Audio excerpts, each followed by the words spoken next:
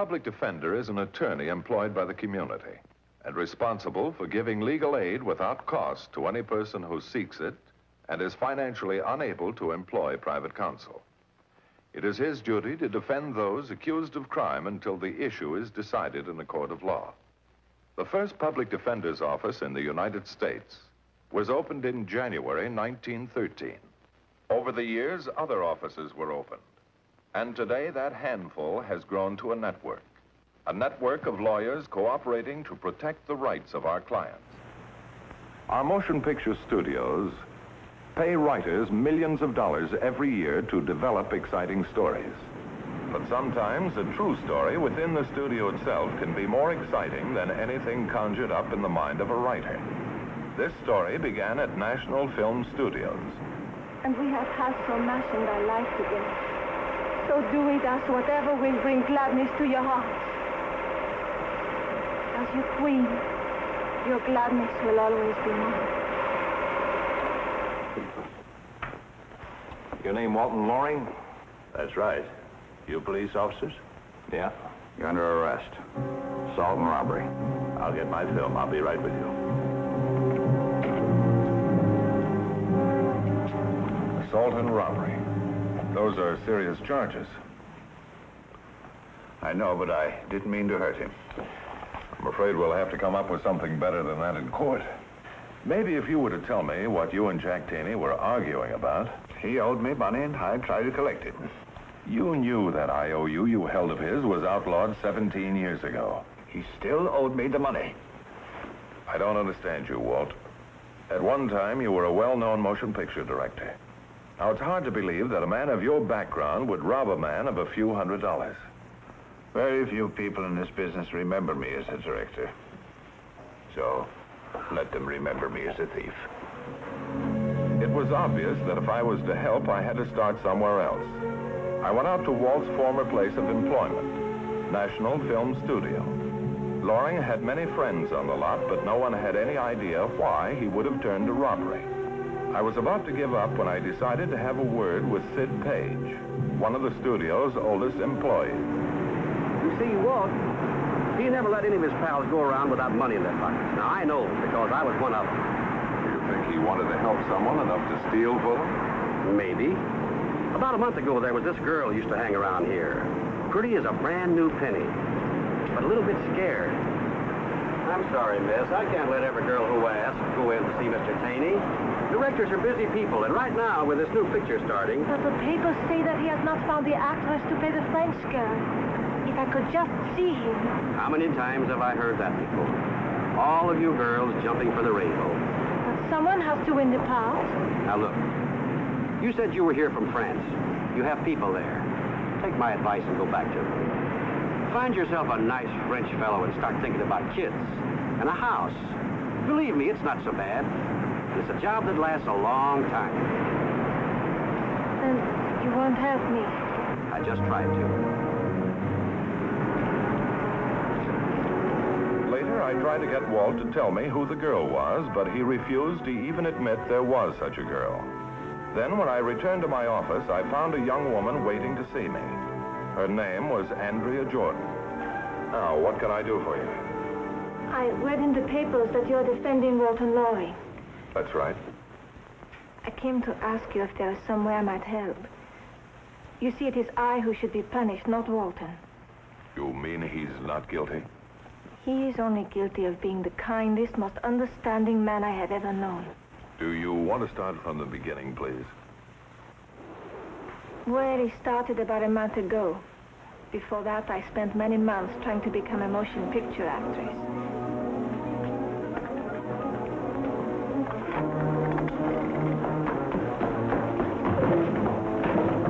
Who's there?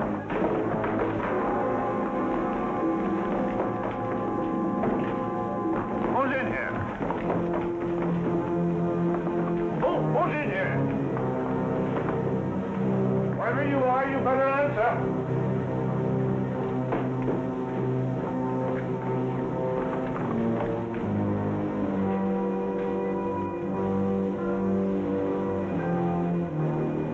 How did you get in here, miss? Through the back gate. It was unlocked. have to see Jack Taney. You, know Mr. Taney? Not exactly, but I have to meet him. You see, I am an actress. You girls are all alike, aren't you? Are you going to say the same things as the officer at the gate? Oh, you've already met Sid. Well, I was, but I can see it won't do any good. Come on, I'll let you out.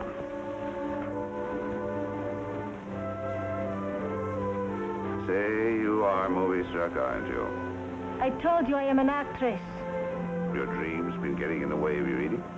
Why, of course not. I have money, lots of money. Well, I was just going to have my lunch. I thought maybe you'd like to join me. You know, just to keep it all double company. Well, if you'd like me to. It'd be a pleasure.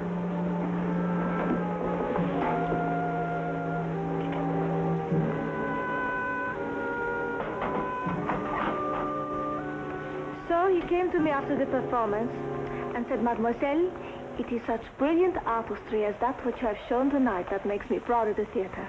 An amateur critic tells you great, so you figured you're ready for America in the movies, huh? I am ready.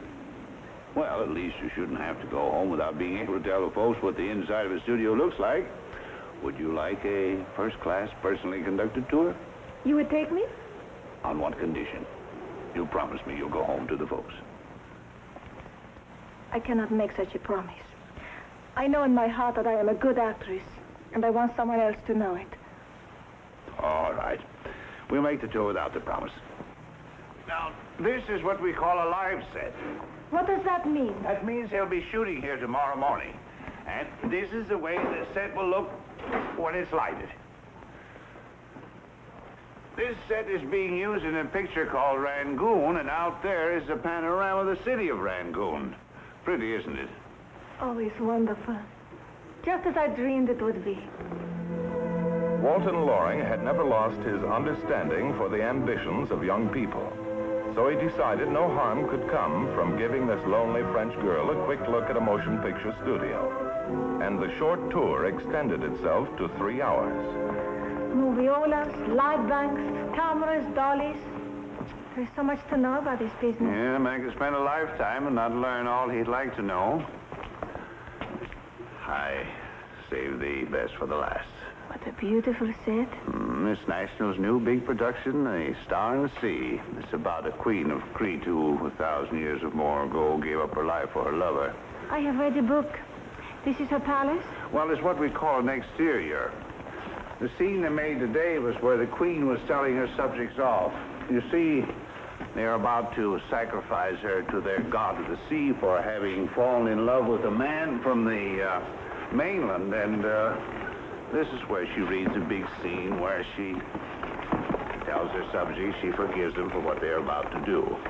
You were here today? Oh, yes. I always come a few hours early to watch them work just to keep my hands in production. Tell me about the scene. Well, over here is where the queen was standing, just right of camera. If I had been the director, I'd have staged it differently. Instead of 50 extras, I'd have called for 200. I'd have shown them how a big scene with a lot of extras should have been handled. Did you ever have anything to do with these things? Well, there was a time a lot of years ago I did a big picture like this. I called for 300 extras. The producer was upset at first, but when he saw the film, he changed his mind. You were once a director? Well, as I said, it was a lot of years ago. You are a strange man. A background like that and... Well, I'm not complaining. I had my day in the sun. I would like to have worked with you. Oh, well, maybe you still can. Miss Cash is always leaving a script around on the set. Yeah. Here's the scene they made today. Would you like to read the Queen's part? You mean it? Yes. Start with the scene where they drag the lover from the balcony and he's standing among the soldiers and people just below her.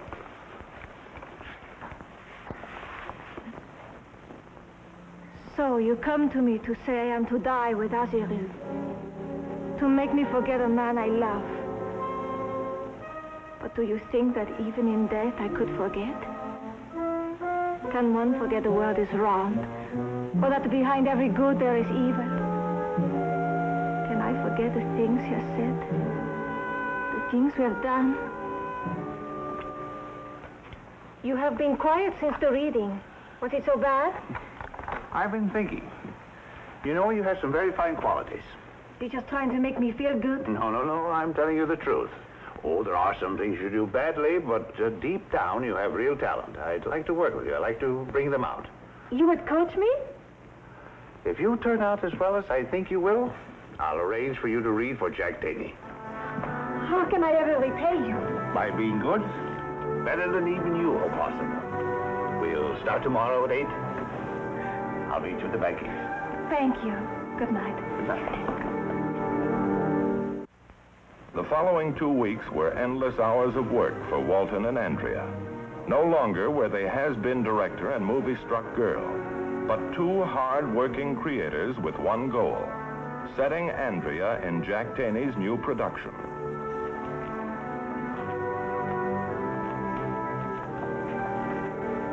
Cut.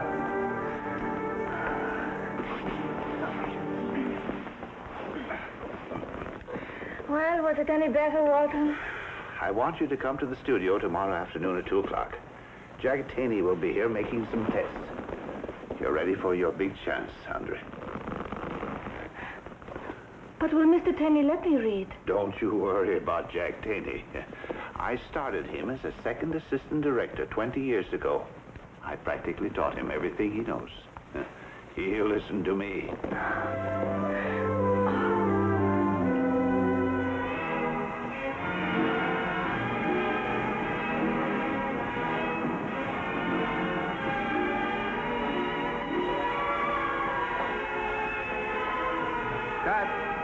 Fred. All right, let's go to lunch. Okay, 1 hour. Hello, Jack. How are things going? Well, what do you know, Walt Loring? What brings you up here from the back lot? Oh, Grace, will you get me those new sketches for the wardrobes for the French girl? That stuff they showed me is too dull. What were you saying, Walt? I want you to meet a wonderful girl. In fact, you might say she's a protege of mine. No, Walker, wait a minute, will you?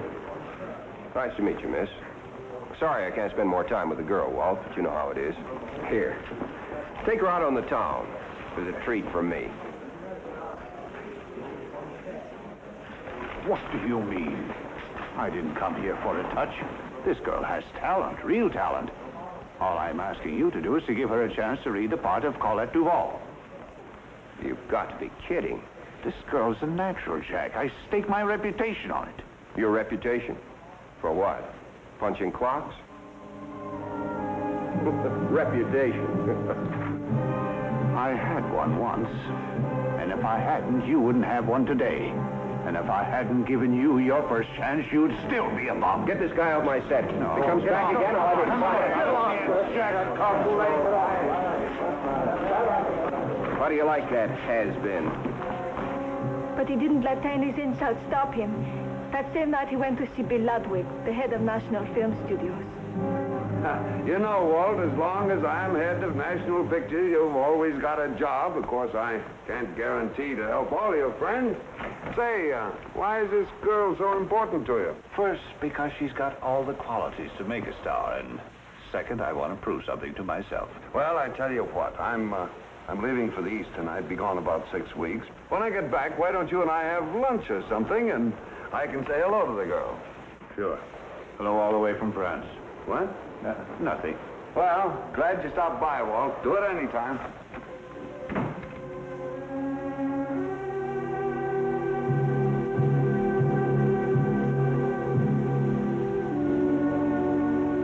Oh, it's so wonderful, I can hardly believe it's true. It's true, all right. When I told Mr. Ludwig how much I thought of you, he said, Walt, test her. Just like that. Who did he assign to direct? Mr. Ludwig wants me to make the test. He said, Walt, this test must be made your way. None of this flashy modern technique. I want a test like the old-time Walton Loring would have made it.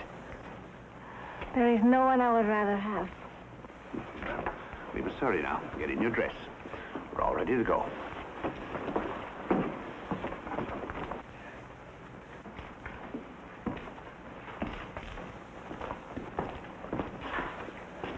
Ready on the set. Coming. How do I look? Like a lady of the theater. If Mr. Ludwig doesn't like me, I'll die. Don't you worry, he'll like you. Remember, Mr. Ludwig didn't assign you to any director. He assigned you to me. Walter, and for your sake, I try to do my best. I only hope it is good enough. Don't you worry, you just get up and do it as we rehearsed. It'll be good enough. Now, you know where to start.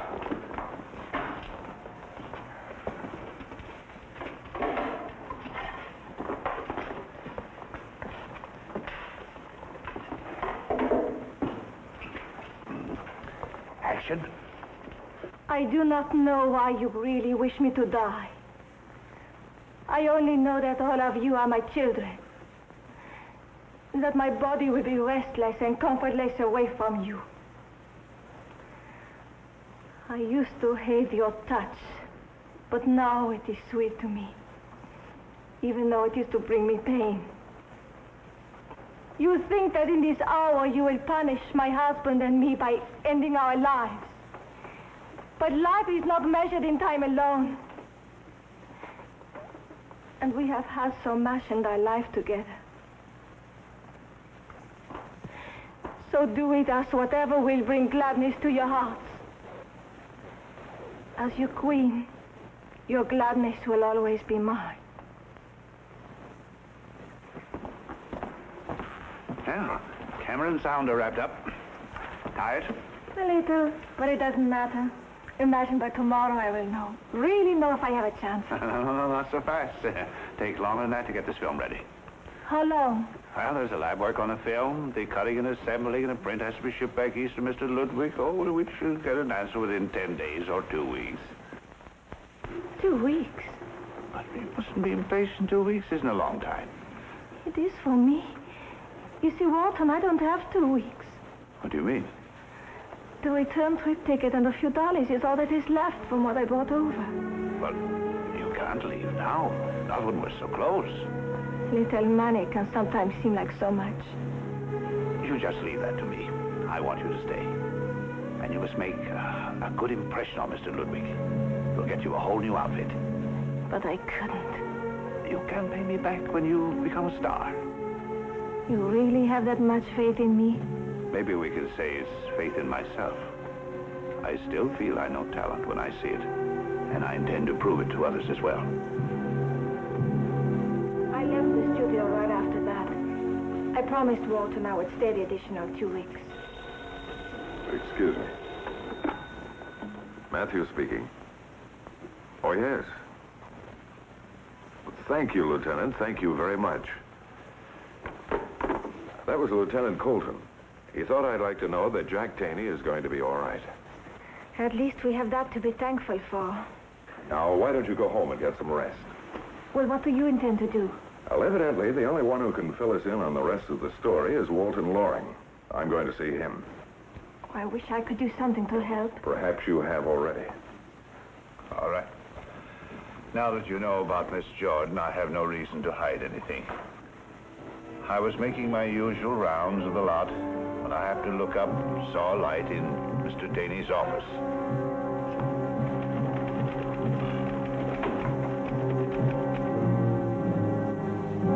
What are you doing here? Well, for one thing, I want to apologize for what happened. I realized I made a fool of myself. All right. The opinion's unanimous. Now get out of here. Can't you see I'm up to my ears in work? Well, there's another thing. I need some money. $300. Why come to me? Well, in all the years I've been in this business, Jack, I've never asked anyone for a dime. I loaned them. But I'm asking you. I'm asking you for $300. Are you crazy? I let you have a lot more than that when you were getting started. Look, I'll ask you nicely just once more. Get out of here. I only want what's coming to me. I have your IOU here for $300. December 23rd, 1933. I paid that back 100 times. Can't you remember anything? Extra work? I carried you on my preferred list for years. But you still owe me the money. Getting thrown off my set wasn't enough, huh? All right, I'll throw you out of my office. Come on.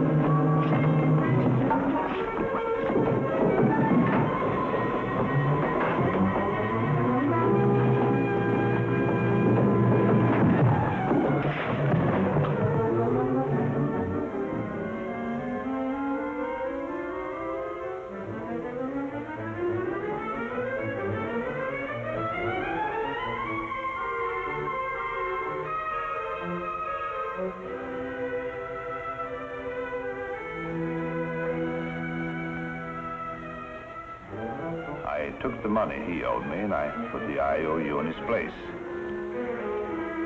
That's all there is to it. When I realized how badly he was hurt, I called the ambulance. Well, that may be one thing in your favor, Walt. I'll work on it. Thanks, sir.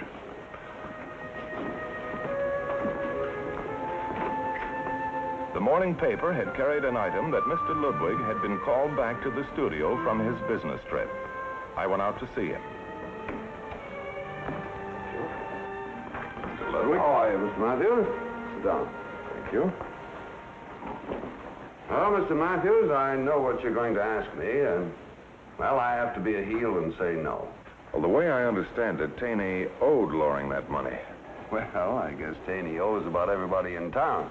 That doesn't give them open season on him. All I really want from you at this moment, Mr. Ludwig, is 6 minutes of your time. What? Walter Loring made a screen test of the girl he was talking to you about. I took the film from his personal effects at the jail. I thought we could look at it together. Well, how will that help? Well, I'm not sure.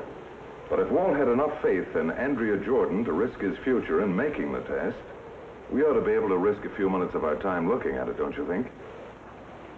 Well? June, get me a projectionist in room 3, please. 16 millimeter. Right here, Mr. Matthews.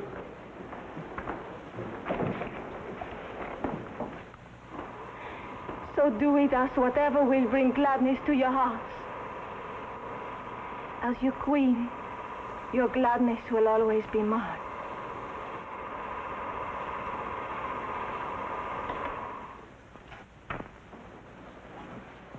What did you think of the girl? Not bad. Not bad. Then you think she has something? Could be. So what are you going to do? Well, I might sign her to one of those 6 months option deals, start her in small parts, see how she makes out. It's been a good day all the way around for you, Mr. Ludwig. Not only did you find yourself a talented young girl, but you never saw a screen test that cost the studio less. All right. I'll have a talk with Taney. You think he'll listen to you? He'd better, with rapt attention. You see, Taney has an option coming up, too. Sounds like blackmail. Well, if they pin it on me, you'll be my choice to represent the defense. Fair enough. After a conference with Mr. Ludwig, Jack Taney admitted that his attitude was the cause of Walton Loring's outburst, and he requested the district attorney to dismiss the charges. Walt is now back at his old job, and he's a happy man, for Andrea Jordan is well on her way to success. Walt gets a big kick out of coming into the studio early to watch her on the set. The case you have just seen was brought to a fair and just conclusion through the efforts of a public defender.